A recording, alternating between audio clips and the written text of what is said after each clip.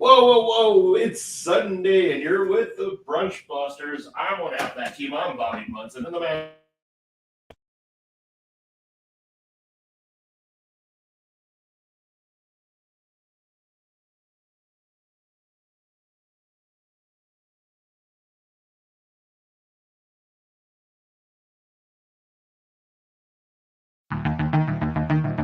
Breaking news, something important.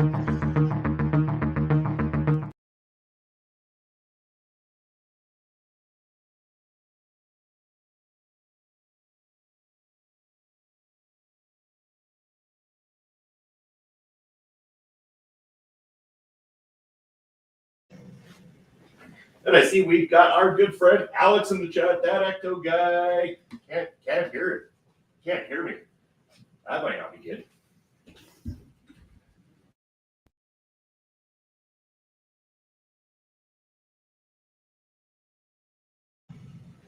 Okay, let's try this all over again. So you can't hear us.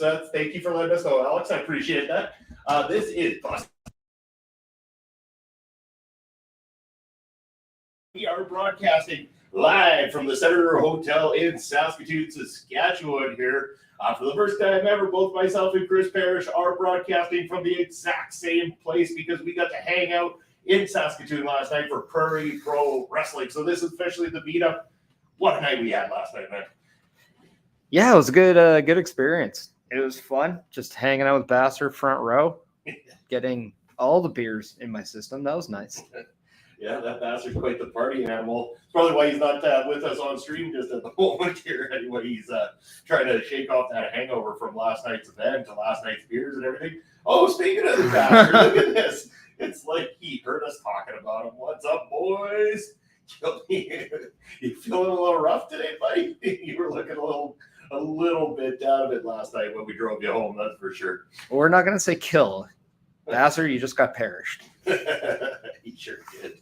But yeah, what a night. You made the trip down from Alberta to Saskatchewan last night to come check out Prairie Pro Wrestling. And I want to know, what was your experience like, guys? What did you think of the show in general? Show was fun. It was a lot of fun. Absolutely surprising MRB, like as much as I did. That was absolutely hilarious. If anybody actually can go and watch the show back.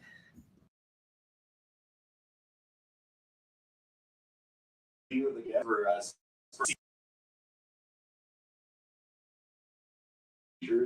in the front row of last night's PPW event. And again, it was off the hook. And yeah, as Alex is now coming in saying, hey, now I hear you after a billion commercials. Yeah. Hey, we had the intros. We wanted to get the audience in here, Alex, and that's what we do. Wanted to make sure that the viewership was up before we started going live because, again, we wanted to surprise people. The fact that we're broadcasting from Saskatoon here today, first time ever that outside of the guys directly in Saskatchewan like Pop Smokes and Vassar that, you know, I get to hang out with somebody who I've been doing streaming with. Of course, myself and Parrish have known each other now for, you know, a couple of years around there and stuff like that. Become really, really good friends. Had this show become very successful for us, and now the opportunity to hang out together, shoot the shit, and do some busting out. Yeah, I decided to bust my way out to Saskatoon, Saskatchewan for some Prairie Pro Wrestling and, you know, meet up with you and Papa Smokes, and that was awesome. Yeah. So what was your experience like at the show? Because like obviously you have a different experience. Busting live? Yeah. It is busting live. That's true. That's a I like that comment right there. My experience is, yeah, of course it's always different because I am, you know, in full working mode when Bastard's got zero voice today. That would have been pretty awkward having you on screen with us then this morning. Would that mean he is officially the voice of the voiceless? He is, yeah. But as my experience with the shows, I mean, it's always fantastic. I mean, my whole motto in life is if anything that I'm a part of or get the opportunity to be a part of can ever entertain someone in some capacity or make them smile, that's always great. And then we've got Andre joining us. Hello, boys. What up, Andre? Dude. What's up, buddy? Thanks for coming in. If you didn't catch the beginning of the show, we are both live here in Saskatoon, Saskatchewan broadcasting from the same location, the Senator Hotel here. Yes, one of the classic, fantastic hotels here in downtown Saskatoon. But yeah, as for my experience, again, like it's always hectic in the lead up. Like I had so much on my plate building up towards getting to this particular PPW show because I was building the entrance videos for the boys, everything like that. I didn't know I was going to go off because last time I built any videos was during HIW times, and we had that projector screen over at the venue that we used. And so my whole panic was, do we have the right cabling? Do we have what it takes to get these things up? Did I spend all this time making these videos only for nothing to end up being used, kind of thing? And so I get there and I go backstage and they're like, okay, are you ready for this? Use, look at this guy. Saskatchewan gross. Come on, man. Come on. I mean, I don't love Saskatchewan by any means, but geez, you don't have to be that hard. So yeah, so I was a little panicky last night getting to the venue and everything like that. I had everything organized, good to go. I had everything packed. I'm pretty organized in that sense. I get there and they go, okay, you ready to make this work? And I'm like, yeah, hopefully somebody knows how to operate this thing. And everyone kind of gives me this deadpan look like, don't you? And I'm like, no, like I have no idea what to do. And then all of a sudden they take me over and they're like, well, this is what we got for you. And they had put an HD TV into the actual backdrop, the actual wooden backdrop of the stage for PPW. So they had constructed this television set right into it so that all we had to do was connect up my laptop with an HDMI cable into the back of it so that somebody could just press play on the videos and everything like that. So it was really cool. It was a neat experience.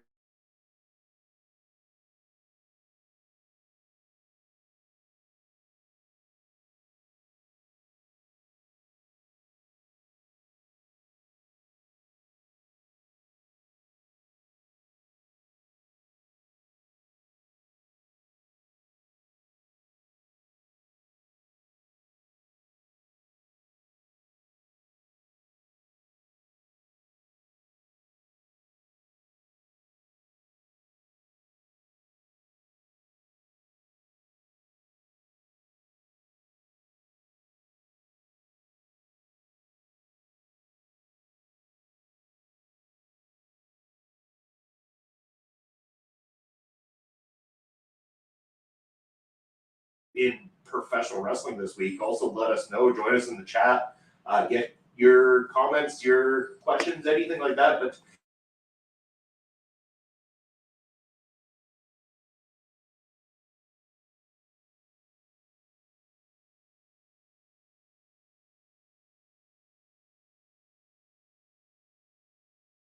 here or something like that. I think, are we still having audio issues?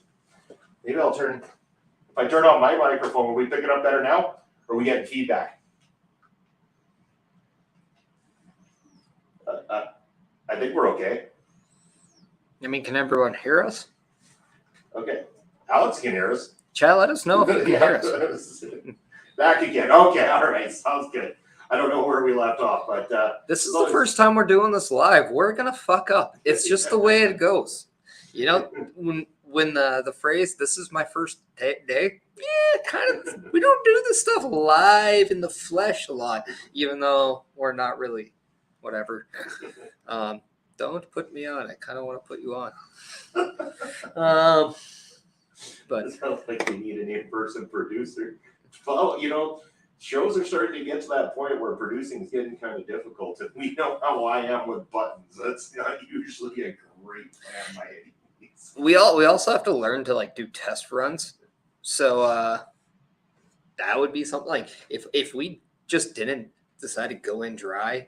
I hope people don't ask me more about that reference. But yeah, we might be better off if we had a test run once or twice instead of just like, yeah, we're live. All right, do we try anything out? Nope. We did kind of like, I mean, I got here nice and early. We got set up. We were kind of testing it out. I put my microphone in particular on mute because we're literally both using Yeti microphones and are like 1.5 feet away from each other. So we thought there'd be some weird feedback in terms of the actual audio settings and stuff like that. But hey, you know what? It seems to be working now. As long as you guys can hear us, that's what it's all about. So again, I mentioned if you've got anything you want to bring up and talk and stuff like that. I know we've had a couple of people jump in since we started talking. Of course, like We got Andre, we got Ed, Papa Smokes, who was there. Papa Smoke, man, what a trooper. Not only being at the wrestling show last night, but coming out for drinks with us afterwards. And then after that, Papa Smokes still had to get up this morning and get his ass to work. So Papa Smokes hailing from his job location. There we are. There you go. There's a proof of how close together we are right now. Just got to turn that camera around. It's fantastic. But so what did Parrish think of PPW? Oh, okay. Well, we did. We started with that topic, but let's go back to it. Parrish, for those who have just joined us in the chat, what did you think of PPW last night? No, it was fun. The atmosphere is amazing. I think that's kind of like one of the best parts about local indie shows is that atmosphere as I just bring it down. It was fun just to see some of the old faces, like a lot of those guys. Like I haven't even seen like the Bucky McGraws for over like a decade. So it was nice kind of just see those guys again, see how they've grown. And then also just meet some of the new guys coming out. So that was a lot of fun, and just talking to them after the show, giving them a little bit of advice. So, but those beer lines are insanely long at the beginning. Yeah. Thank God I snuck in a couple. But yeah, like that atmosphere is just second to none. You guys have done a really great job of connecting people and having not just a lot of people there, but a lot of invested people, a lot of people wanting to be invested, whether it's guy in suit chants or if it's just chanting for people in general. Like it was a lot of fun just to be a part of that. And then being front row with Basser, who goes 50 shades of crazy when he's at these shows. And it's just fantastic. Bless you, Basser. You are an absolute delight to watch a show with. So thank you. Yeah, I'm glad you guys were able to connect, of course, because I'm busy going into the shows and stuff like that. So I was glad you guys were able to meet up beforehand, have a couple drinks, and head on down to the show. And yeah, I mean it's been it's been a passion of love, putting these things together and watching them grow and stuff like that, and building that community. And yeah, it's fantastic how much people have come out and participated. They chant for everybody. We throw out new names out there all the time, and it doesn't matter. Those people are getting reactions and chants. We had Jared Rogers, who's very, very new to the industry, make his Prairie Pro Wrestling debut last night, and within seconds he was getting chant for him because he was fighting Bucky McGraw. And Saskatoon, the PPW Nation, universally despised Bucky McGraw. So throw Jared Rogers in there. We got him over instantly in the process. We also had a couple of the Prairie Pro Wrestling Academy trainees have our first ever Academy match. Riley Shack, who was actually taking his second match up with us, and kick me in the ass for this one. I actually forgot the name in the process between last night and today. The opponent of Riley Shack last night, but I will learn it very, very soon. But he did a great job going out there as well, too. They got a reaction. They got a holy shit chant out of it. So, I mean, the crowd is hot from start to finish, and that's one of the best parts about a Prairie Pro show. We have a very modest production, but let's not kid ourselves. We don't have a ton of money that we're investing, or we try to invest whatever little bits of profit we get from these shows back into making the shows better. And that's why we were able to have that television set built into the stage last night so that we could play the intro videos and everything like that. I heard some fun Munson Tron chants coming from our boy Basser there last night. Hard not to crack a smile while you're ringside and Basser's chanting Munson Tron at you. But yeah, it was a blast. I had so much fun. And then, of course, go to Amigos afterwards with yourself, Parrish, Pop Smokes, Basser. I know NJ kind of followed us down there for a little bit and everything like that, but kind of ended up going home early and everything too. But hopefully we'll be seeing more of NJ on screen, stuff like that. Possible collaboration with OLE at times. I know you were talking to him about that. So, and what a great guy he is, and just a natural at what he does and stuff like that too. So it's just great to be able to connect with everybody. Yeah, for sure. I loved on Bucky's book of education that the B fell off. So it's really Ucky's McGraw's. I love just pointing out little things. To me, the little things are so important, and I just love it because he has the book and he's right in front of it. And I'm like, who the F is Ucky? Why do you have his book? I don't think Ucky's parents is going to love the fact that you stole their kid's book. I kind of was chuckling myself because I did pick that up myself while I was filming it last night. And I'm like, perfect. Well, I have to do commentary on this eventually. So I'm going to maybe have to make a comment about the re-education book there and learning how to respell Bucky McGraw. It's nothing like having a book that says re-education and missing a letter out of the equation. I mean, it's funny. I mean, obviously you can tell like how long he's been probably using that. That would have been the worst if that was the first time he brought this book out and then he just falls off. Oh, you know what, Bucky? You need to get some Elmer's glue, and then you just got to really put that stuff on. Elmer's glue is just one of the, you won't have any issues. Before that, he had a binder, like a white duotang binder with a paper slip in the front with his picture. I mean, now you have no excuse, Mr. Rucky. Yeah. So, but no, I mean, it was great. Like, and yeah, like for people like, okay, what were you saying about MRB? So a lot of those people, a lot of the people there who I've known before had no idea I was going to be in attendance. Nope. MRB was pretty much one of them. So he's walking down the aisle, going to do his like chitter chatter with the people there. And all of a sudden I just stand up and he just looks right at me and you can just tell like he did not expect me to be in a completely different province in the crowd. And he just tried hard not to like make eye contact. So it was pretty funny just to see that reaction.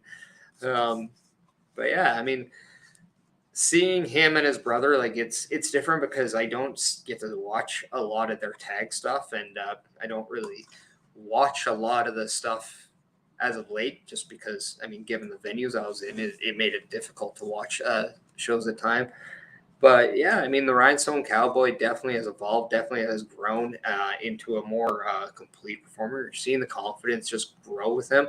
I was very shocked to see how many people from Edmonton or the Alberta were actually in that show as well. So, I mean, it was a good mix, and is actually kind of reminding me of the other PPW that I knew that I used to work with in Lethbridge, and they used to do the same thing at some points, and I can just see the growth like coming for you guys. So it's going to be really awesome to see, because I'm just like waiting. I'm waiting for you guys to grow out of that venue and go somewhere else, because man, you guys are right there as it is.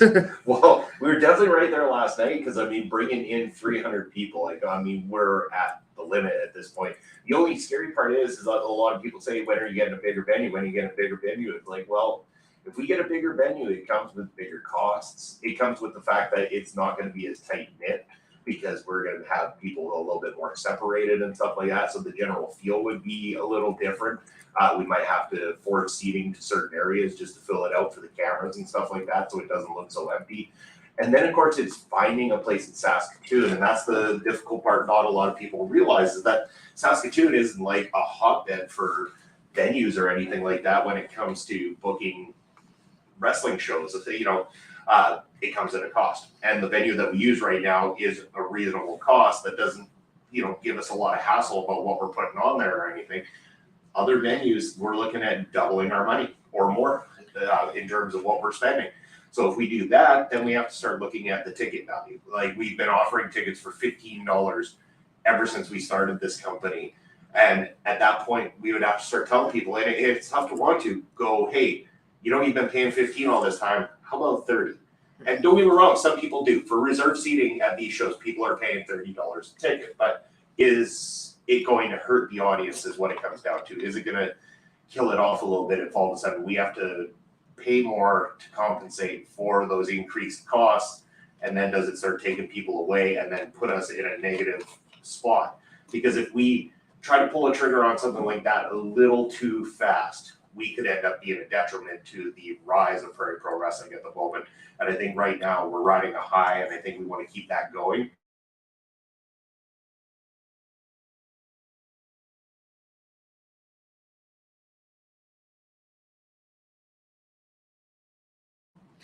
Oh yeah, and that's just, I mean, for a lot of people, when they're probably didn't expect us to talk about the business ethic point of independent wrestling, but I mean, it's just the unfortunate truth about indie wrestling. Sometimes the money isn't always going to be there, whether it's on the side of the people putting on the show, or if it's sometimes people on the other side wanting to go to the show. So you do have to make that affordability and making sure that there's a right number. And that just comes with understanding your market, understanding the supply and demand. But yeah, I mean, if the product warrants the price, I don't think you're ever going to have an issue setting a price, as long as the show and like what you get out of that ticket, if it makes that customer satisfied. So that's the most important thing. And I mean, you had 300 people who are very happy. Oh yeah. And that's a good thing. That's a really good thing. So no, that's, I think a lot of people, even in the comments here, if you're wanting to like say something, I think if you ever go to local independent wrestling, that's like one of the nicest things about the atmosphere, or about going there, is not only just the atmosphere, but it's also the connection that you have, not just with the company, but with the wrestlers, with the performers, and then meeting people that you just didn't know before. You can just sit down, strike up a conversation, and then just have fun. And that's I think one of the best feelings about going to a wrestling show, whether it's an independent show or WWE show, whatever. It's just that the connections that you make. Yeah, and I think one of the biggest things that helps out around here is that aside from us, there isn't really a whole lot of like a central. There isn't another centralized company locally in Saskatoon, in particular. In Saskatchewan, of course, regularly in Regina, you've got Ringside Wrestling. CWE does do their tours that come through here every once in a while, and then of course BEW also do some shows throughout Saskatchewan as well too. So there is other options, but there isn't a lot of options. It's not an overly saturated market where there's the same guys wrestling every single week. And that's the one thing we try to do, is keep a little bit of a separation so that people want more. People keep coming back for more.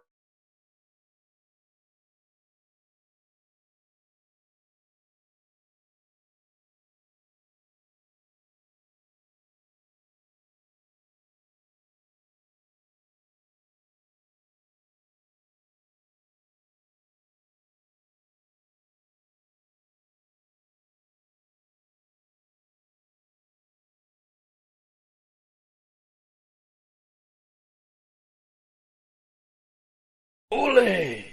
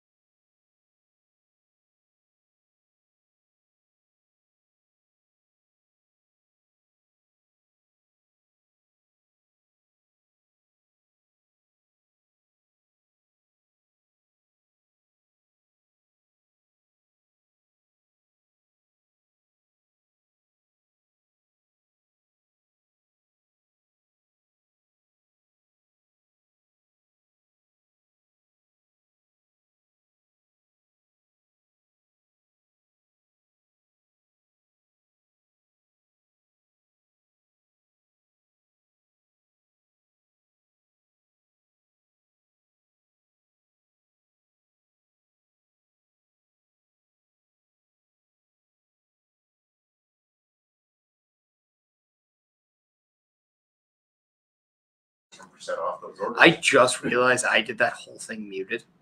Did you? I 100% did. Well, good thing that my microphone's on, so you probably got heard through that one. So Well, we're good. Busting out the silent episode, and that's where we get the. well, like I'm muting myself just so we don't have two connecting microphones picking each other up, because this isn't that kind of hotel.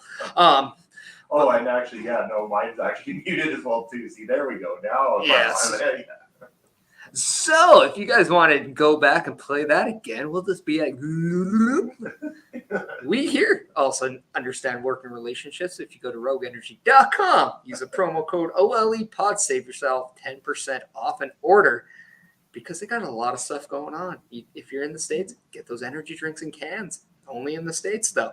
Making sure you're checking out all their good stuff outside of the protein powders or the powdered drinks. You can also get mouse pads, hats, a lot of cool stuff. Shaker cups, absolutely great. They got a plethora of shaker cups. So go to rogueenergy.com, use that promo code OLEPODS, and discount your wallet with a little bit of the savings. And just like I was saying before, like a good friend of ours that was a guest on Busted Out said, you got to make that bag, and you aren't going to make that bag unless you're saving money on your purchases. So OLE Pods is going to get you that 10% that you need in order to help you make that bag.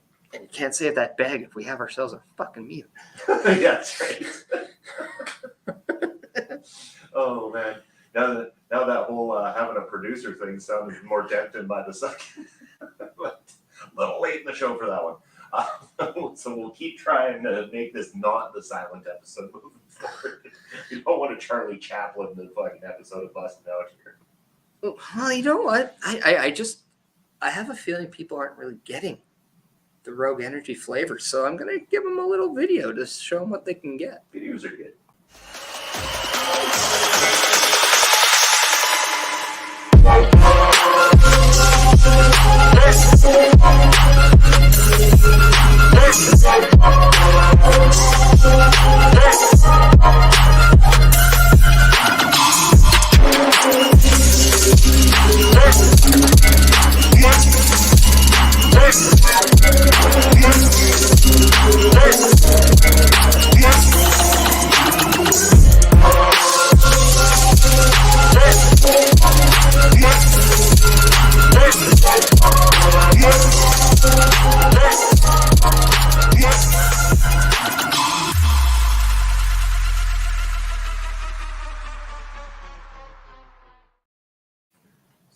We're starting to see new friends come into the chat. So, if you're joining us for the very first time, that is our sponsors over at Rogue Energy. We are the Brunch Busters, coming at you live today from the center in Saskatoon, Saskatchewan, Canada, for this edition of Busted Out.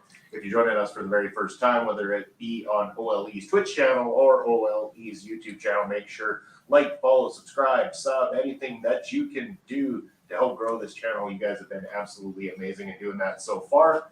Looking to try to keep the momentum going with your help. So again, remember to make sure you get the word around, because there's lots of cool shit going on here in the OLE parish. You know that aside from broadcasting from the same place on a Sunday, we've got all sorts of things coming up. I'm not going to show you guys the calendar just yet. We'll get to that in a little bit, but we will have a calendar for what to expect from OLE this coming up week. But in the meantime and in between time, if you guys got any topics that you want to talk about from the world of professional wrestling, please let us know. It's been kind of a crazy busy week, so we weren't necessarily prepared with a whole bunch of topics, but Parrish might have something. I'm gonna I'm an idea guy, as we all know here.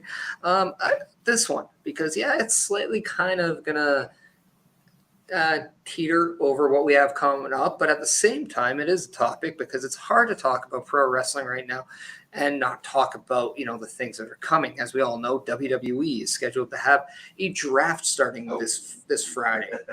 But my thing is, because we just were at a live independent wrestling show, if we were to go back and forth with 5 selections of who we know in the independent world, who would our mock draft be of independent wrestlers? And we have to go with the ones that aren't signed, obviously haven't been signed, like the ones that need that break that we know. And the chat, if you want to just throw up all your options, because I know we have a lot of people from different areas, so we're going to have a lot of different answers. But this is a game that I'm challenging you, Bobby. Okay. And because of that, I'll give you the first pick. First pick. Okay. Well, in any good promotion, any good wrestle draft, you need yourself a villain. You can have yourself 1,000 heroes, but if you don't have yourself a good final boss, you're not going anywhere. And you would have witnessed this last night, Parrish. There is nobody dirtier, meaner, or more of a son of a bitch than El Asesino. So I'm going to pick El Asesino on this one, because despite the fact that he's a madman and hard to control, he's going to be a final boss for people to have to step up to. So I'm gonna make my first pick be El Asesino. All right, and I like that pick. That was actually the first time I actually got to watch him live before, and it was a lot of fun do that. I really dug his get up. I'm going to go on the other side, though. You said you wanted to pick the number, like a massive fill-in, right? But we're just talking about making that bag. We're talking about getting those people in seats. And when you do that, you need a hero. You need somebody that people can get behind. I'm wearing the Cody Rhodes shirt, right? Because everybody wanted some adrenaline in their soul. However, I'm thinking towards the future. I'm going with Son of Irish. Oh, good pick, good pick. Yeah, it was unfortunate Irish wasn't able to join us last night for Prairie Pro Wrestling. I'm sure he'll be back very, very soon. We definitely missed him there, but we had a lot of great people out there. So going over to the second draft, of course, every villain is going to need their antagonist. They need somebody to go up against them and to step to them. And you talk about putting butts in seats. I think that we can attest that some of those seats were filled last night at Prairie Pro Wrestling by this man. And I'm going to pick my second pick is Michael Allen, Richard Clark, the man with the longest name in professional wrestling, as the guy to kind of spearhead the babyface side of things, be that hero for everybody like that. He has done very well with that in just about every market that he's stepped into. And he's somebody that people want to pay attention to. You know what? I'm also going to go that route. I'm going to go to someone that you want to pay attention to. This is a crime that this man has not been signed by any company. We've seen him on AEW Dark. We've seen him all over the globe, whether it's working with WWE, working with Impact in some roles. I'm going to go Sean Moore. Yeah, and you know what? I was debating between that Michael Allen and that pick, and I was like, whoever I don't pick will probably get picked by you. So I was like, that's completely fair in that sense. And we're thinking on the independent scene. Never hurts to have female talent on your roster as well too. So I am going to pick somebody on the female side that I think can actually go toe to toe with the men quite easily, because she's probably twice the size and 3 times as strong as 90% of the male wrestlers out there in the world today. I'm putting Steph DeLandre on my list. Okay. Yeah, I'm gonna.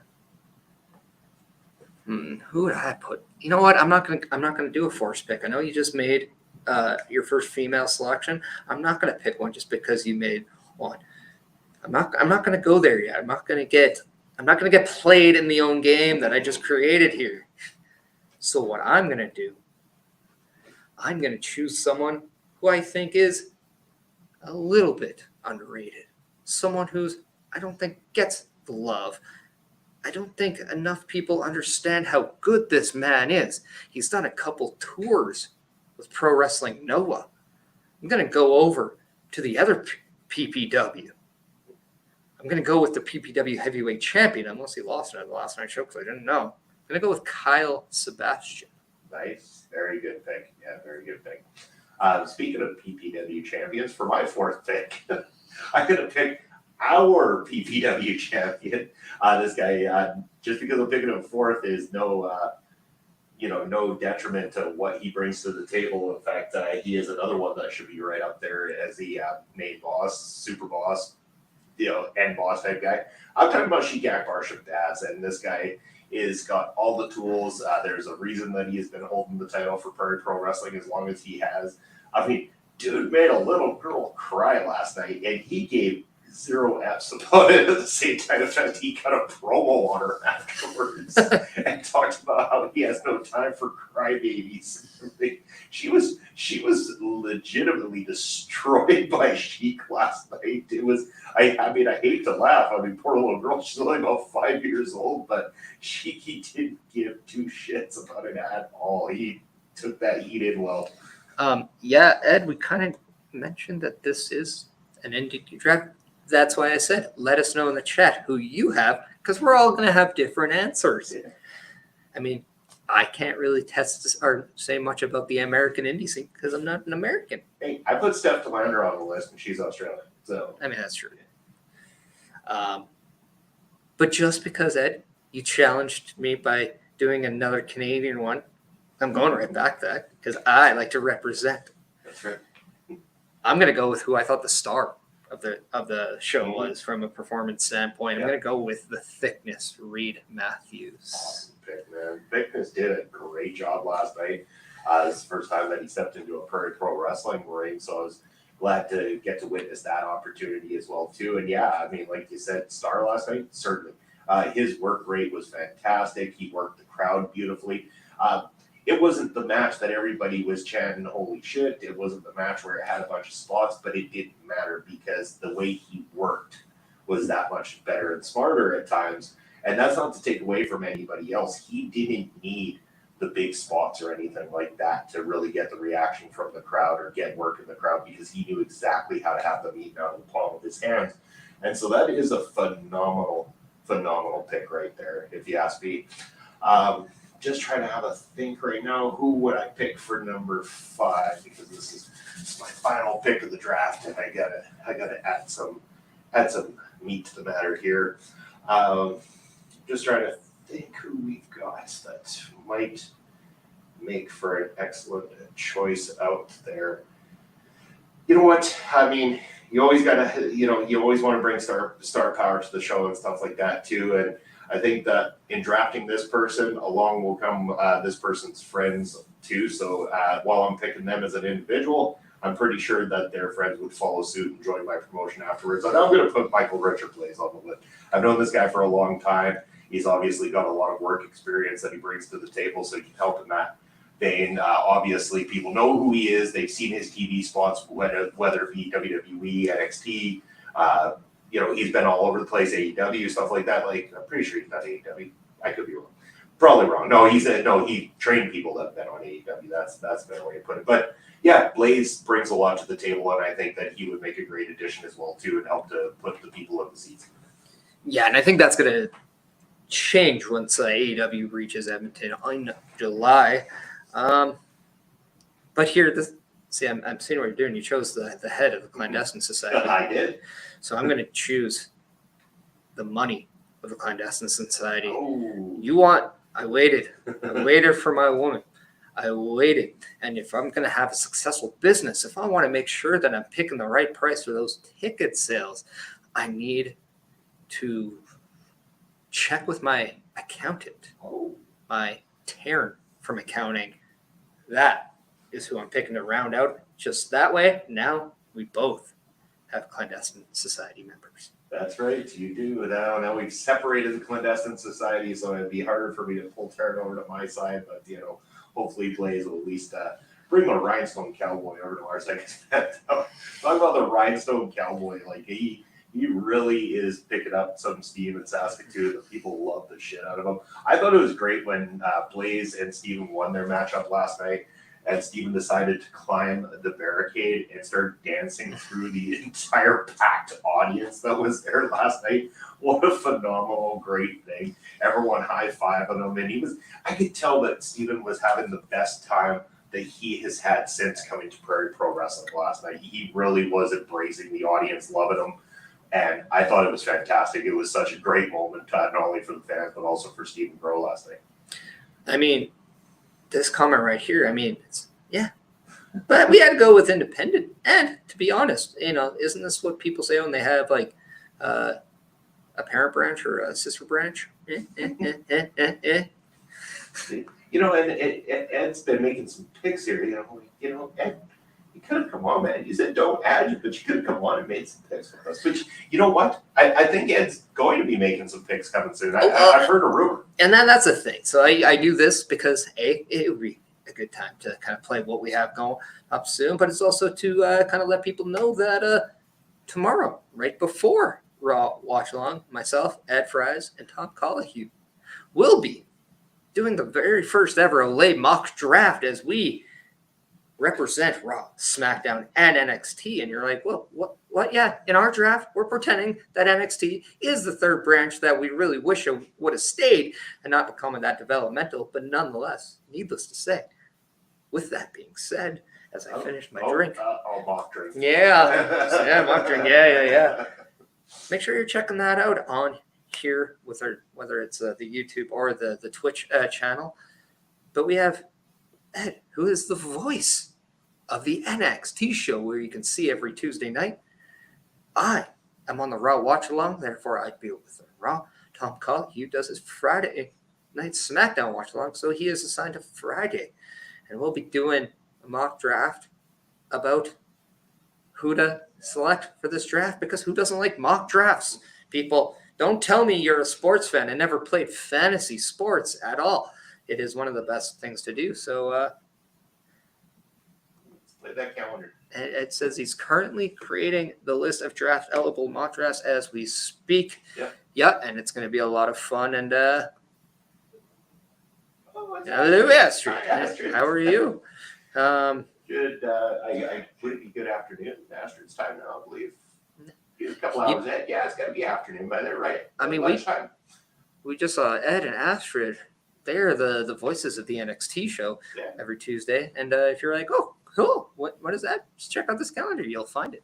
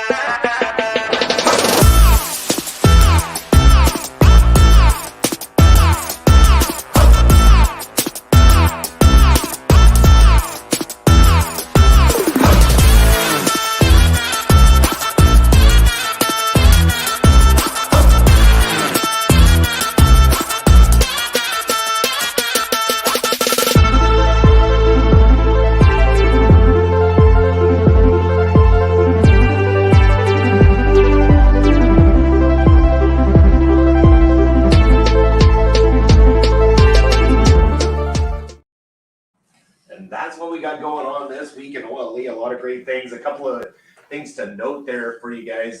Myself and Papa Smokes, due to a scheduling conflict, won't be live with you on Thursday night like we regularly are. We will actually be coming to you Wednesday night in a live capacity for Ring Respect Radio. So definitely check out that. Paramindful also going to be shifting over to Wednesday night this week as well too, before myself and Papa Smokes go live. That is going to be done due to the fact that the mock draft is happening on Monday night in a live capacity there. So tune into all the great shows throughout the week. We got a lot of great things going on there. And also that new show, The Boar's Nest, Bubba Duke and OMD playing video games on Thursday nights. They normally do that right before myself and Pop Smokes go live. But because they've kind of got a little bit of freedom this Thursday night, I'm going to let Bubba Duke, OMD, you boys, you've got all night long there, buddies. So I'll let you guys know if you want to play games a little bit longer that day and keep that show going. It's doing good numbers. It's rocking and rolling. They're doing a great job. And I think we got a special request coming in here, Parrish, by the looks of it.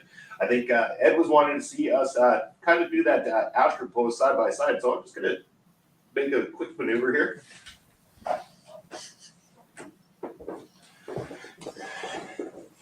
And here we go. There it is for you. Also could be the best way of us getting current photos for promotional material now. I mean, if there's a time to, I think that's the best time. We've only been making fun of each other about having some of the most outdated photos humanly possible. Yeah. But I mean, I don't think anybody wants to see this wrestling picture for me from like a decade ago anymore. But well, even the one that I used that is of myself and Papa Spokes must have been from like 2020 or something like that, around that time frame. So it just, I haven't really taken a whole lot of new photos, but you know, it was cool. We got a photo with Basser last night at the show, so you guys can check that out on Basser's Instagram page there, the three of us together and everything too. And yeah, we'll get a couple of new photos here before the day ends and stuff like that, so that we can use new promo pictures. I think it's a little outdated and about time, you know. You know, I thought I retired from those. I guess not. So, but yeah, aside from that, let's go back to your mock draft for a minute there, Parrish, because you guys got a big night coming on there. Yeah. Tom Colley, who, spoiler warning, is going to be joining you guys. And anytime Tom's been on the screen with us, it's been an absolute delight. He is phenomenal in what he does. His show is incredible. Talk to me a little bit about how this mock draft is going to be set up and everything like that. Maybe you can fill us in about how you guys are approaching this. With diligency. No, it's one of those things. I mean, this is going to be just for fun. It's basically, I approached Ed and I was like, hey, have you ever? I know we got the the idea in the works with the 2K idea where we're going to bring back the wrestle draft, in due time. I know we've been saying that for a bit, and he's been saying that for a bit, but it is in the works. It is going to happen. We're going to talk more about it during the mock draft as whatnot. But I was like, you know what? I'm a huge fantasy football fan. I love the drafts. I love everything about it. Just just the fun, chaotic atmosphere of that. So I was like, would you want to do a mock draft right before the actual draft? And then he was like, yeah, let's do it. And I'm like, well, let's maybe see if Tom wants to get involved because, we'll find out a little bit more about that once you tune into the mock draft, and we'll kind of talk more about what we have moving forward. But yeah, it's just a matter of, we remembered when we did the wrestle draft over at the Love Wrestling site, and just how much fun it was, even though it went on forever because we decided we had to pick everyone. We're not going to necessarily pick everyone. We're going to do 5 rounds of 5 selections. The rules will explain tomorrow as the show starts. But yeah, it's just a matter of just, having fun and getting ready for the draft, because I don't know about you, but I truly believe that this draft we're going to see in the WWE is going to be that shape-shifting moment that I think a lot of people are craving and been just yearning to see for WWE. So it's just having a little fun and just getting friends together and just, enjoying the pro wrestling. Yeah, it's going to be good. And again, like you mentioned about the shakeup for the WWE themselves, it's going to, hopefully it'll be the right thing for them and stuff like that. Sometimes things get stale, get a little redundant and everything like that. And it's exactly what they need. They just need something to shake things up and refreshing things a little bit. And hopefully that will be the case. And it'll give a lot of conversation to this week in professional wrestling. And, by next Sunday, who knows, our whole conversation will be about everything that's going on in terms of who's switching shows and all this kind of stuff. And you said it starts in Friday, or is this Saturday, or what's that? How's that work? WWE side of things.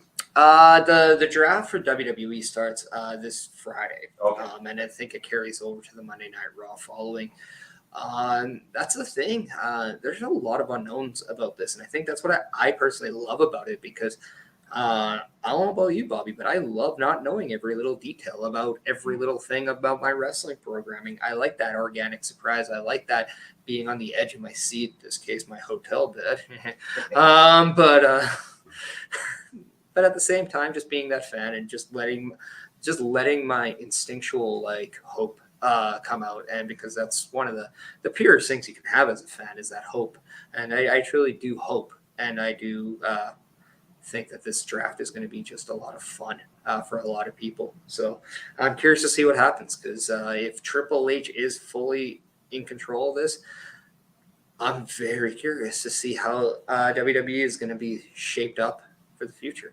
I'll be honest with you, I'm a little bit more psyched to watch your guys' mock draft tomorrow night tonight than the WWE draft personally, but that's a personal feeling, I guess. I mean, talk about an organized, chaotic time. I mean, I have a feeling we're gonna get on the train. We're gonna just say nope to the rails, and then just have fun with it. But it's gonna be a lot of fun. I can't wait. Anytime when 3 of us can do something, I'm sure we'll just have fun. As the famous little movie line goes, where we're going, we don't need roads. What's the worst that can happen? It never goes wrong. I'm sure there won't be any audio problems, no button problems, nothing like that. Nothing of buttons. Ever goes bad. The hardest button to button is this one. Apparently, the mute button has been our difficult friend here today. That's like the glass of water beside my cans of beer that I'm just like, yeah, what are you doing? Yeah. What are you doing here? One of these. Nobody likes you right now. The other. Yeah. As for any other topics, if you guys have anything in the chat, let us know right away. Other than that, Parrish, anything come up in the world of professional wrestling this week that we should be touching on? I didn't hear a lot of crazy news, but then again, I was a little disconnected this week just with everything. I mean, all preparation. We did find out like a few more matches for Backlash, actually, and one that I think caught a lot of people surprised was Omos versus Seth freaking Rollins. What? I mean, that's something out of left field that I'm thinking a lot of Major League Baseball teams can't defend for, because why? But at the same time, I think it's just a matter of getting them on the card with each other. But, it's very, it's saying, who's the king of the night out after PPW? See, that one's a hard one to judge because here's the catch to this end. A couple of the people were definitely a little bit more in tune with their drinks before Papa Smokes and I joined the evening ourselves because we were in a working capacity there until 10 p.m. We were out until probably about 1:30 when we got picked up last night. I would honestly say I didn't heavy drink as much as like I normally would. A couple shots, couple beers, kind of thing, few hoots as usual.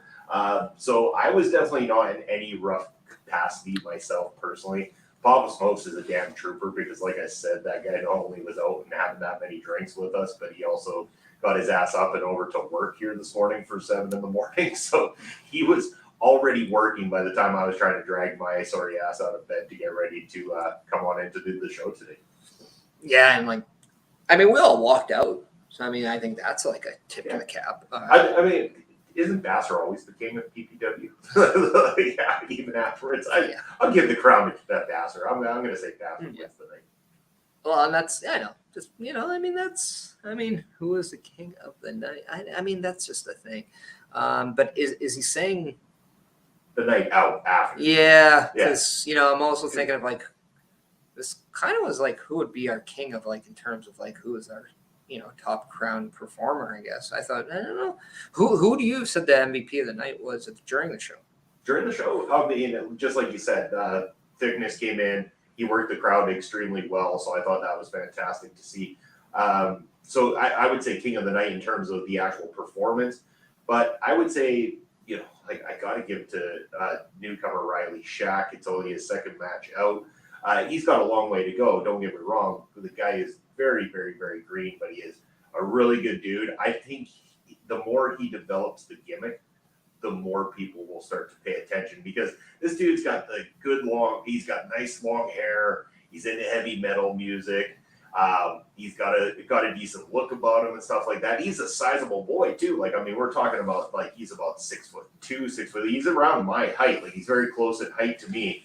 And I think they build him at about 250 pounds. So he's got some meat to him. And he gets out there and he had the crowd interested. They were paying attention. He got a holy shit chant out of it and everything like that. So he did a lot of stuff last night. I think the best part about it is he's embracing the whole being a heavy metal fan, a metal gimmick. He had an Alice Cooper shirt on. He comes out, he's swinging the hair, doing the headbanging. I think if he developed it, if he looked at someone like Warhorse, for example, and tried to develop a little bit based on what Warhorse kind of goes for, I think that in a certain vein, Riley Shack can end up really growing and developing from there. He's got a long ways to go, but I think that he's got all the tools to be somebody that people are paying attention to down the road. Yeah, and I love kind of the throwback of his look to Raven, the grunge Raven, who we knew it of back in the ECW, WCW days and early WWF days before he kind of got a little older and just changed it up, to be honest, and wore the kind of the kilt shorts in Impact and TNA there. But yeah, I really thought I liked it, and I thought he embraced a lot of what made sense for him. If that, sometimes a lot of people get too over concerned about, I want to do this, I want to do that, but it doesn't fit on who they're trying to be. And this is just not even just wrestling, but in really life, sometimes you just don't know who you are and you're doing things and it just doesn't fit you, right? So you gotta be able to translate that together, because in wrestling it's more trial and error all the time, because you're trying all the time to find out what works for you, and then all of a sudden you're like, oh no, I want to do this character instead. Now you got to change so much more. And I thought he did a great job of identifying, who he is with, what he should be doing. So I really like that aspect. Obviously, like you said, still fresh to the game. So it'll be interesting to see his development. But that's really the most awesome part about these local independent shows is you get a chance to watch that development. You get to watch that evolution inside someone. Maybe this is the parent to be in me coming out, but it's a lot of fun watching people grow into something bigger. So it's pretty fun to watch. I'm just proud that we're seeing a lot more graduates from the PPW Academy finally getting their opportunity in a ring, because for the longest time, like, the training facility existed in Saskatoon prior to Prairie Pro Wrestling. Didn't really have the Prairie Pro Wrestling Academy name to it, but in terms of the trainer, obviously the head trainer has remained the same for quite a few years. But a lot of the time we'd see these classes come together and, nothing come of it, people not graduating from it or just tapping out way too early. The only ones that, like, I took a weekend course, not to become a wrestler, but to just kind of learn how to take bumps and stuff like that. So my development was completely different. But, I understand developing character too, because at the time, Pop Smokes and I were given the task, like, one of you use babyface, one of you use heel, figure out commentary from there. And we had to develop that with time. And then once we started PPW, we switched it. I said to him, like, it just doesn't fit us. I don't think it works. We have a dynamic that works in doing sports commentary together, not so much doing like, you're this guy, I'm this guy, let's hate each other. Just didn't click properly. So, there's that aspect. But with the academy and everything like that, it's nice to finally see, like, we got 2 brand new faces there last night. We've had Tommy Gallivan come through the ranks of the PPW Academy. He's getting his opportunities. Guy in Sue, as you mentioned him before, JG Muller, who has actually been training with the Academy for a long ass time. But the only problem is he ready to wrestle? Yeah, he's been ready to wrestle for a long time. But how do you fill the boots of somebody who's been doing such a kick-ass job as the ring announcer for that long? Well, you have to find his replacement, and we may have. We're going to work on it. There's going to be some development and some training going along with it. But JG will eventually, hopefully, be handing over the role of guy in a suit very, very shortly. And then from there, we'll see a new ring announcer and possibly seeing JG Muller step inside the ring for the very first time. He got his first opportunity in October during our gimmick battle royal when he came out dressed as and portraying MJF there. But yeah, it's great. And we got Barry Monkey just joining into the chat. Barry Monkey, thank you for coming in here today. Our friend saying happy St. George's Day and happy birthday, William Shakespeare.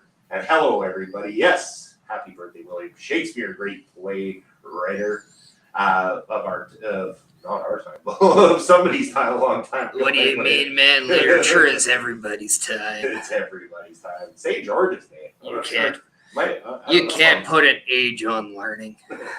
But St. George's Day, I'm not sure I'm familiar with St. George's Day.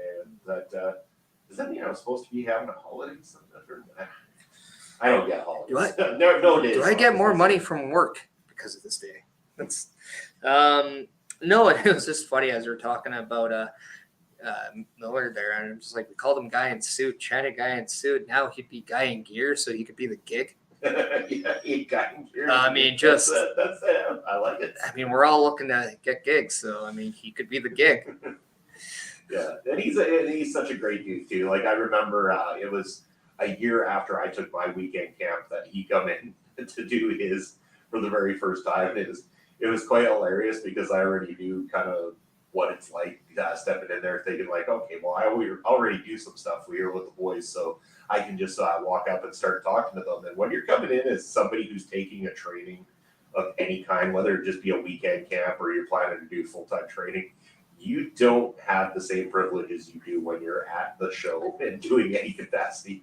And I already knew that. And I remember when JG come walking up to myself and all the boys standing off to the side, and he kind of stands there as if he's in on the conversation. And I remember them looking at him and being like, what are you doing over here? And he's like, oh, I just wanted to come hang out. And they're like, trainees don't hang out with the wrestlers.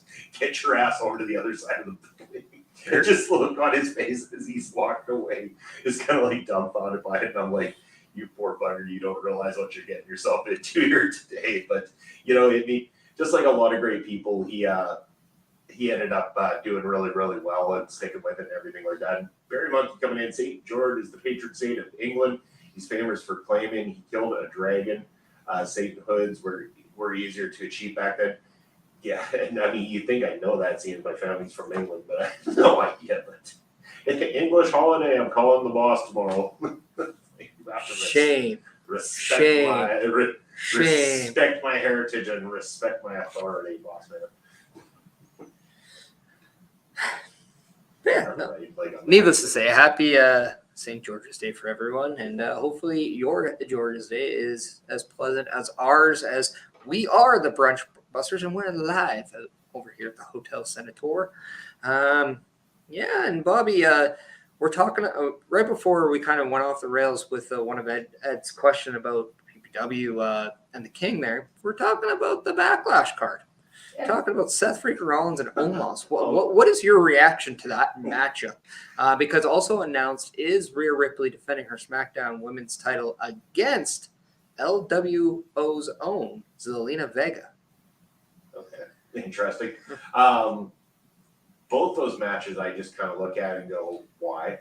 So like, especially Seth and Omos. Like, I want to like Omos because I like big guys in wrestling. I mean, I think it can work, but they have to know what they're doing. I'm not saying Omos doesn't, but he is clunky and awkward out there for the most part. He's done a lot better than what he did at first, but I think the problem is that the mystique gets killed when you bring out a big guy because he's a big guy, and then you have him trying to develop on screen as he goes along. And I think that if they would have spent the time with Omos, getting him prepared before ever putting him out in front of people, then there would have been a lot more opportunity to make him that intimidating big guy that he is. And this is such a mismatch. Like, Seth is a great wrestler, but there's nothing I think Seth can do to really get this to be a great wrestling match. And at the same time, I can't imagine the purpose of having Seth job out to Omos. I don't see any benefit to that. I think Seth is going to have to come out of this victorious in some way. And how do you do it without making Omos a dirty, cheating heel and have him, get disqualified or something along those lines? As for Rhea and Zelina, no disrespect, I feel the same way that Rhea's just on a totally different level right now in terms of her in-ring, in terms of her character and stuff. And I think that putting Zelina in there at the moment is just kind of like, who do we got? Let's give that to her.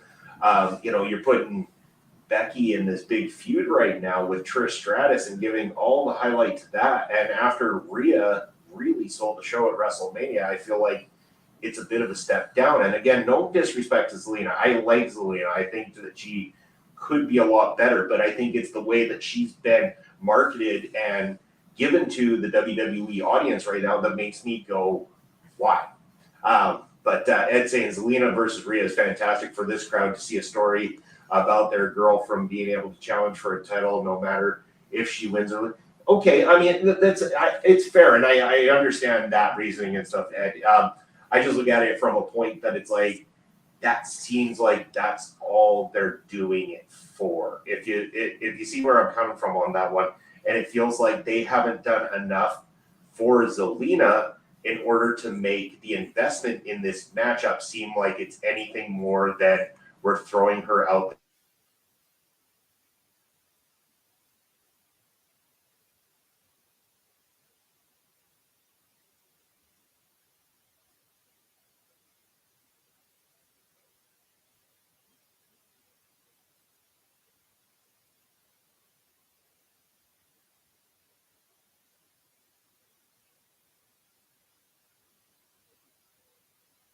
Bobby went muted again. Damn that YouTube, eh?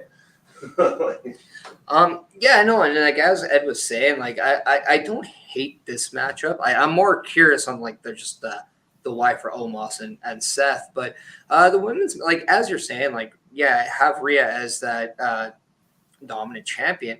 I don't think it's really a big deal to have a title contender like Zelina Vega. There's someone obviously we know Rhea isn't going to lose to, but at the same time, like it's to its point, LWO and Judgment Day have been feuding. I just wish there was a little bit more of a backstory to why there's engagement between these two, and to have that be a little bit more of a detailed story. Like, we know that there's stuff going on between Bad Bunny and Ray and Damian Priest and Dominic, but why can't we have like a thing? Maybe we'll see it on SmackDown, but maybe we'll just see an all-out brawl happen with the two groups.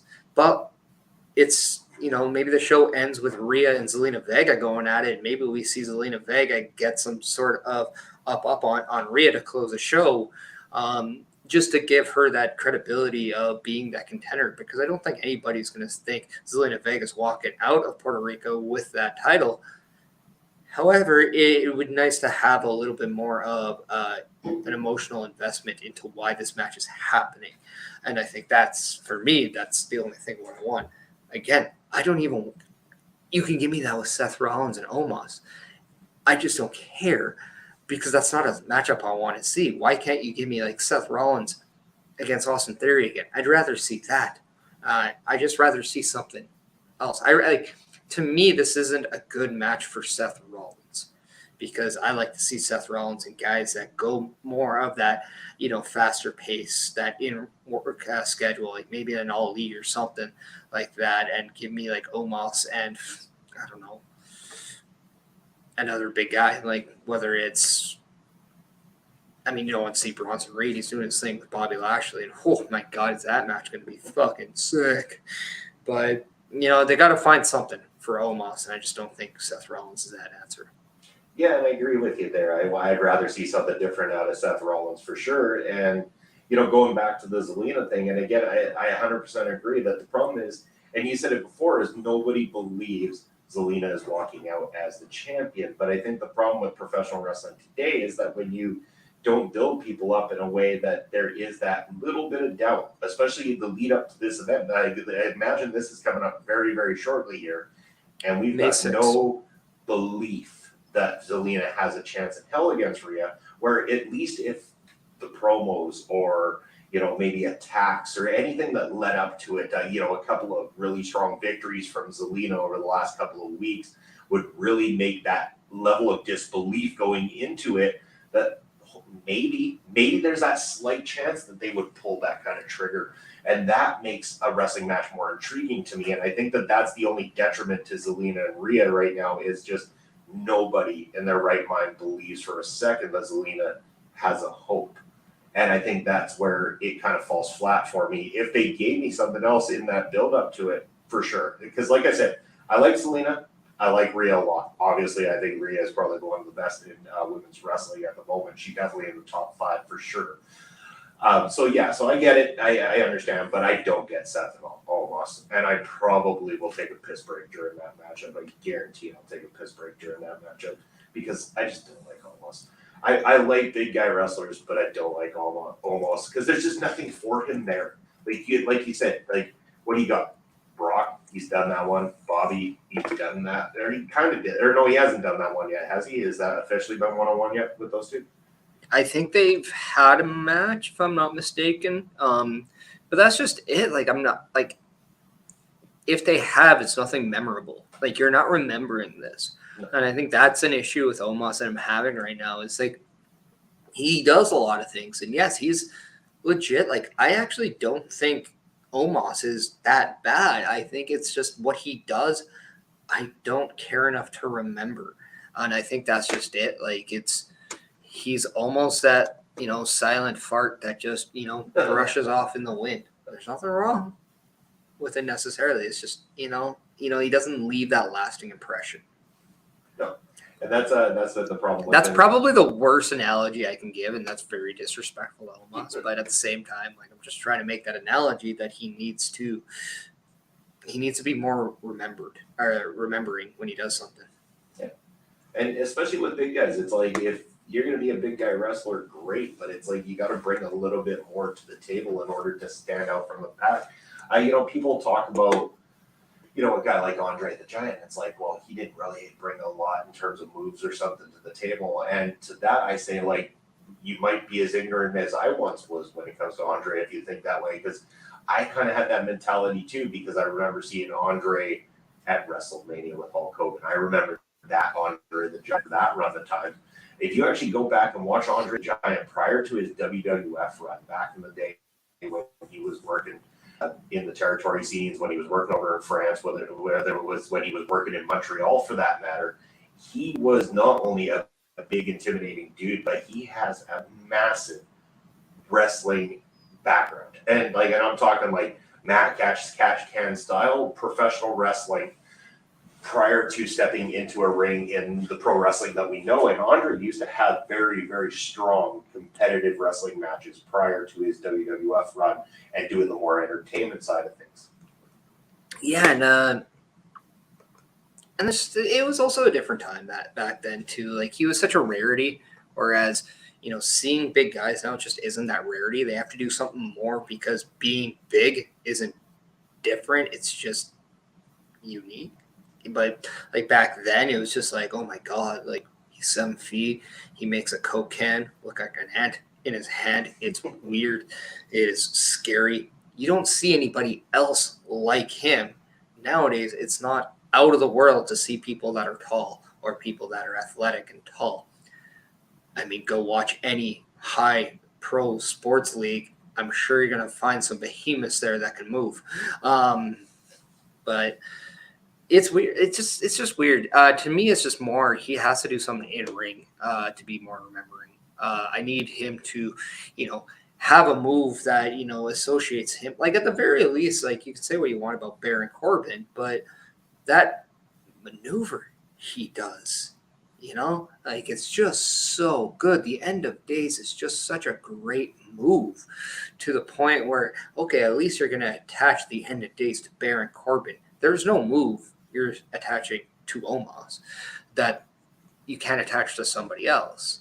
But I also just pulled up the updated Backlash card, so just trying to run it by you. I was right that Bobby Lashley and Bronson Reed are doing something. They just happen to be in a triple threat for the United States title that's also involving current champion Austin Theory. Again, we have Seth Rollins versus Omos. You got Rhea Ripley versus Zelina Vega for that SmackDown Women's Championship. You have Jimmy J. Uso partnering up with their baby brother Solo Sikoa, going up against Kevin Owens, Sami Zayn, and Matt Riddle. They've been teasing that for a while now. And then again, we have Brock Lesnar going up against Cody Rhodes, which is a very intriguing match, I think, for a lot of people. But yeah, so as of right now, that is the updated card. I think another tag match is going to be added on. Probably another women's match. I think Becky versus Trish could be added at some point. And then I know rumors, if they don't do it on TV, we might see Bianca Belair versus Io Sky for the Raw Women's title. There's also that rumor that Bad Bunny teaming up with Rey Mysterio going up against Dominic and Damian Priest. So it's shaping up to be an all right card. Yeah, and I mean, again, I like the international cards a lot because they tend to take place early Saturday morning or Saturday afternoon for us here, especially in our part of Canada. So it's fantastic when you get these cards that start nice and early. You can do watching with friends, have a couple of drinks, do a review show afterwards, and you look at the time and go, well, shit, I still got time for supper and going out and do whatever I want. It's only Saturday. So yeah, they, as far as I'm concerned, do every card internationally. Yeah. Please. And again, like, you'll be able to catch Ed and I as we do a paper preview. And I'm going to throw out this invitation to our own Astrid Pizarro, because she is someone who's also of that heritage. It would be nice if you could join us and talk to us a little bit more about how cool it is to see a PLE in Puerto Rico. Yeah, I think it would be fantastic. It's great anytime Astrid could join on the screen and stuff too, because she brings a lot to the table in terms of knowledge, especially on the women's side. It's easy for me to sit here and talk about Zelina and Rhea from my perspective, but there's two problems with that. I'm a guy and I'm a white guy, so it doesn't know much from the impact that it brings and stuff like that. There's only so much that I can offer as a wrestling fan from that perspective, and it's great that when we have women who can come on here and talk about women's wrestling. And in fact, if you want women's wrestling showcase or ladies wrestling showcase with Astrid and Melville Collins that you could catch, just had another episode on Friday night. They have a lot of knowledge, in-depth knowledge of women's wrestling, and can bring you a lot more in-depth conversation about it in general. So if you want a true perspective on women's wrestling, it's usually good to go talk to the ladies. Yeah, and I think they just recently talked about the evolution of the Trish Stratus turn on and that story. So yeah, go check out her YouTube and Twitch to kind of rewatch that episode with Mel. But yeah, no, the one thing I do want to kind of say, like, I really think this would be a missed opportunity not to have. I mean, you got to have all the titles. I mean, this is what are on Backlash. Like, I know Night of Champions is right around the corner. That's going to be something that you will have all the champions on. But how can you do a show as like of stature, like in Puerto Rico, and you're not having the Intercontinental Champion Gunther on? Like, to me, that blows my mind of like how you don't have that set up in any way. But at the same time, I'm not going to put so much stock in. There's a draft coming in, and we know that this Backlash pay-per-view is pretty much the wind out to all of the current stuff we're probably seeing anyway. Maybe a couple things will continue. So, definitely looking forward to this reset and this, kind of, it's almost like a season finale, or I guess we can say, but you know what I mean? See, and I'm of the right mind that I would have Gunther on every show personally, because I think that he brings that kind of dynamic that you want him there. In this particular card, because he doesn't necessarily have any build or anything built up in terms of a story or anything like that, I'm not feuding with anyone in particular because, things with Drew and Sheamus have kind of, come to a halt after WrestleMania. You need to go in a new direction. I would have almost had Gunther come out right off the hop. He could have gone out there first, said that he was doing an open challenge, and book it that way. Say, Gunther will be here at Backlash, and he's going to issue an open challenge for the Intercontinental Championship. Have him come out, say that it doesn't matter who comes out there because nobody has been able to stand toe-to-toe with him and even give him a true challenge. And then maybe have somebody come out that, represents Puerto Rico or, that type of heritage that can come out there and give them a hot start. Get them to come in there, start the match off hot, and really take it to Gunther unexpectedly, almost like he was completely unprepared for what was coming at him, throws him off a little bit for a little while, until eventually getting his heat back by, being the monster heel that he is and dominating at the end of the match and becoming victorious. But I think in doing that you would get a massive pop from a surprise person coming out there and just starting a match hot and really taking it to Gunther and almost giving you that little bit of disbelief. Well, Ed saying Carlito, yeah, I would love to see Carlito back in match. Carlito has at least got a little bit of size behind him that he comes out there, and if he started a match hot, he's going to look good in there against Gunther. I think that would be a fantastic option. I just have an idea. Why not have an interaction backstage at the very least with Imperium?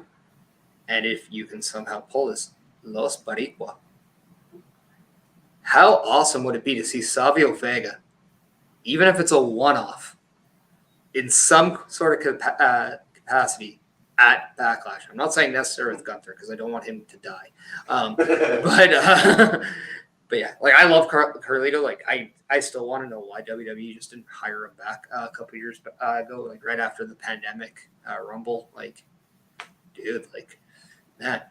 I still want to see Carlito against Orange Cassidy just for the sole purpose to sell that as apples and oranges. Oh my God. Please don't. Please don't. I was just thinking the only reason I want that so I could watch Carlito spit in Orange Cassidy's face and say I spit in the face of people who don't want to be cool. Because guess what, Orange Cassidy? You're not cool. And you suck at wrestling. Another one I would love to see is Carlito and Wade Barrett and Heath Slater and talking about, you have one person who eats the apple, and the other one who clearly already finished the apple because he's going up against the core. It's another dad joke. Dad jokes are so funny. But yeah.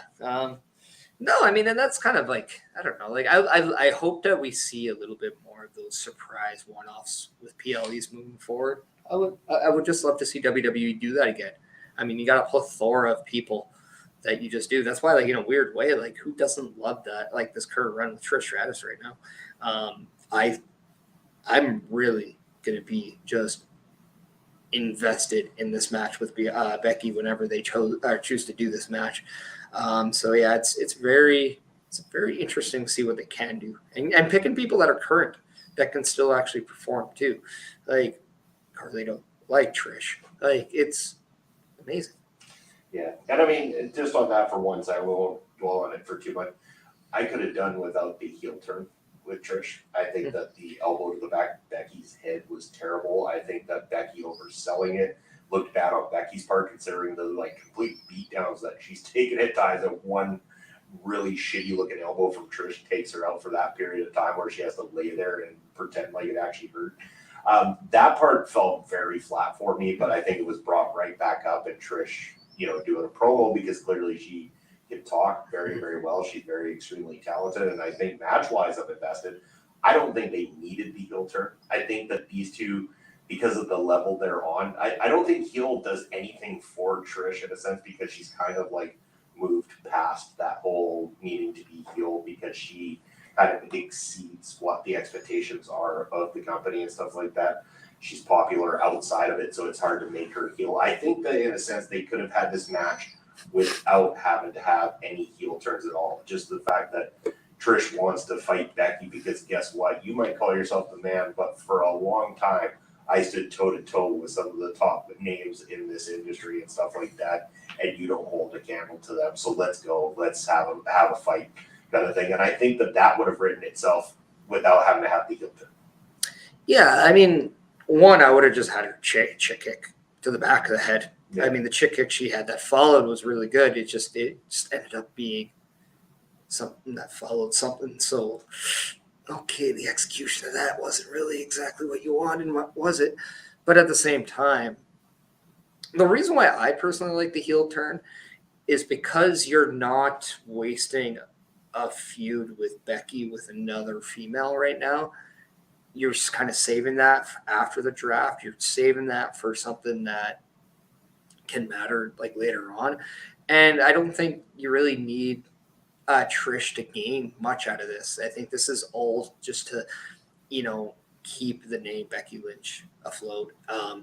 Because yeah, I mean, you just don't know in like 6 months down the road, is Becky gonna be your everyday performer, or is she gonna like teeter to the Hollywood side of things? Is she gonna teeter to that limited schedule that's being rumored? Nothing concrete. We don't know if that's real or not. It's just a rumor.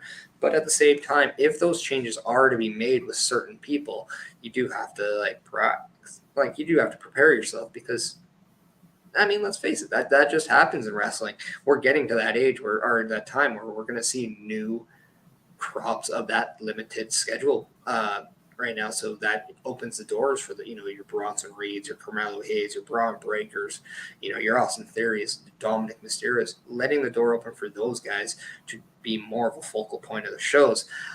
Ed comments saying anybody beating Becky is aces in my books. Needless to say, I think Becky Lynch is going to be Ed's first pick in the mock draft. I think at the same time that Ed's just proving his absolute love for Canada here, and he wants so badly to be an honorary Canadian that he's going to cheer for the Canadians no matter what. So Trish, obviously you're going to love her because she's Canadian, man. But, it's just like you love the hell out of the Brunch Busters because of our Canadianity. I mean, but nothing holds a better spot in his heart for his love and appreciation of Jay White. But with that being said, Bobby, it's been 90 minutes. It has been, so we probably should bring it to a wrap. Yeah, I got a checkout time. Yeah. But just before we wrap up, just want to say, where can people find you? And before that, are we rating anybody? I think we will rate. I'm just going to get that prepared here for us. But if you have my ticker down at the bottom of the screen, that would be great. I do, actually. Perfect. Yeah, All right. The ticker is there. As for a raid, I'm just looking at the list here. Do anybody you recommend? I mean, we could go for somebody big on the list, or we could give a help out to somebody a little bit smaller this time around. You know, just I mean, Trashy-tastic. I love the name. I do too, actually. You know what? Trashy-tastic is going to get it right today. But you can find me anywhere at the tickers below. You're going to be able to catch me this Wednesday night doing Ring Respect Radio live with Papa Smokes because we had a conflict, so we can't do Thursday night this week. So join us on Wednesday night there, and make sure that you're following my on all the socials, as well as checking out my latest review, the Bravado review that dropped on Friday night, where I talk all things Evil Dead Arise. So check that review out. Give a like, follow, subscribe on all channels as well too. And Parrish, where can the good people find you? I beat you. Ticker. You can follow me on my socials, on my Twitter, Chris Parrish, my Instagram, Chris.Parrish. Yes, I also have a YouTube at Chris Parrish. You can also follow me on my Twitch at Chris Parrish. You can see me here at a bunch of our local establishment shows tomorrow. Make sure you're checking out the mock draft with myself at Fraz, Tom Cully, Hugh. And then also at the Raw Watch Along, because I'll be there in full because I'm smart and I took the day off work because I'm old and I need the time to rest after a travel day. Yeah, and then again, next week, you and I return for the 35th installment of Busting Out, where just maybe we possibly could have an All-American joining us in the form of Canadian legend Steve Rivers, possibly. That's in the works, people. If you want to see Rivers delivers on Busting Out, let me know. And that's where you can find me. All right, we have now rated out. If you're still with us on the YouTube, you will be with us for a few more seconds. We want to thank you guys for tuning into this edition of Busting Out, a meetup that we've all been waiting for. And we hope that you tune into all these shows on our local establishment. And as we always say, give a like, follow, subscribe on all the channels. It helps to help our creators get their word out there to more people. So do that for us. It'd be great. Give it an OLE. Welcome to Trashy-tastic over on Twitch as well too, and thank you for tuning into this episode. We will see you guys next Sunday. Until then, you've been busted. You're ready to rock, we'll just let it fall. Are you ready now? Are you ready to move? Let's just move.